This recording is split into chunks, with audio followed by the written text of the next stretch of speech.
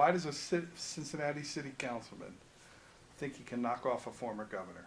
Yeah, a lot of reasons. Let me sort of wade through these.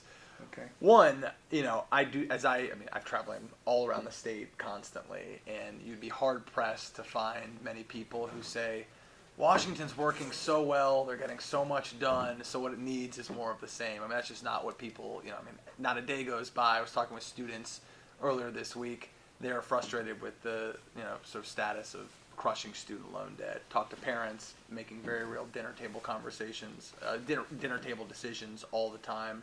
Frustrated that we have an economy where, those at the top are doing well, but everybody else is kind of struggling just to stay in place. Seniors worked hard their entire life, want to be able to retire with dignity and with security.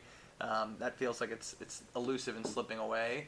And whatever the challenge, people don't have trust and faith right now that Washington is solving problems, working together, getting things done. And I do think that because of that, there's a broad appetite for new leaders, for people that are bringing fresh perspectives and fresh voices to the process. Unlike in particular, Rob Portman, but also I guess Ted Strickland, because he took a different path in politics.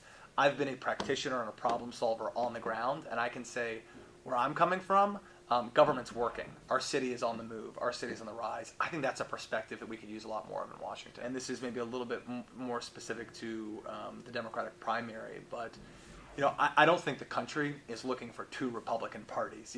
The main Republican Party and then sort of Republican lights. They want Democrats to actually have a strong progressive agenda, and whether it's been my stances on gun safety or on the economy or an agenda for America's cities, I don't think anyone can question that we've run the most sort of substantive, policy-oriented, idea-driven campaign. I think that's what voters are looking for too. Look, I'm a big boy, right? So it's not an insult to me, but it is an insult to the voters of the state of Ohio to say, I want a coronation rather than I'm going to earn this and engage in a healthy competition. I think it reflects really poorly. And part of the reason this is a bigger issue is because, look, it's not as Ted Strickland and I, stylistically and substantively, aren't the same person. Would I much prefer him to Rob Portman? Absolutely. But here you had, in just a couple examples, earlier in this campaign, he was, and this was pretty broadly reported in the press, he was asked, what's your position on the Keystone Pipeline? Sherrod Brown was against it. Rob Portman was for it, but they took positions. I've taken a position. I don't think it represents the direction we should be trying to take our national energy portfolio. Ted Strickland's answer was, it's too divisive. I'm staying out of it. That's not an acceptable answer, right? So more recently, on the issue of gun safety, in this campaign, as a declared candidate for the United States Senate, Ted Strickland bragged about his A-plus rating from the NRA. You all know this. You get an A-plus rating from the NRA by voting against background checks, by voting against an assault weapons ban. Ted Strickland even voted against requiring child safety locks on firearms, things like that. So in this campaign, he's bragged about, and you all, if you haven't heard the audio yet, we can send it along, bragged about an A-plus rating from the NRA.